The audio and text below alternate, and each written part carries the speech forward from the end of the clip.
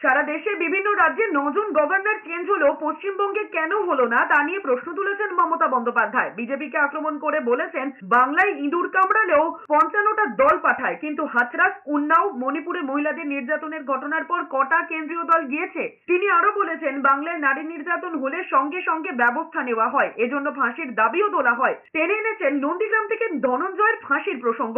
মমতা বন্দ্যোপাধ্যায়ের মুখে ফিরে এসেছে সাঁইবাড়ি, কেশপুর, নানুরের ঘটনা। তিনি বলেছেন, রাম বামের চক্রান্তের অভিযোগে শনিবার দুপুর 2টো থেকে 4টে পর্যন্ত সব ওয়ার্ডে, ব্লকে মিটিং মিছিল হবে। রবিবারও সকাল 10টা থেকে প্রত্যেক ব্লকে ব্লকে ধর্ণা কর্মসূচি চলবে। 9 জন গভর্নর চেঞ্জ হলো, আমাদের রাজা তো চেঞ্জ হলো না। যার উনি বড় বড় কথা বলছেন, বলতে পারেন, এটা ওনার অধিকার, কিন্তু বলুন তো, বাংলায় মহিলাদের নিরাপত্তা নেই, আপনার বিজেপি রাজত্বে আছে তো? জিজ্ঞেস করুন, বাংলায় কোনো ঘটনা ঘটলে বিচার হয়, আপনার রাজ্যে কোনো ঘটনা ঘটলে আপনাদের রাজত্বে বিচার হয় না।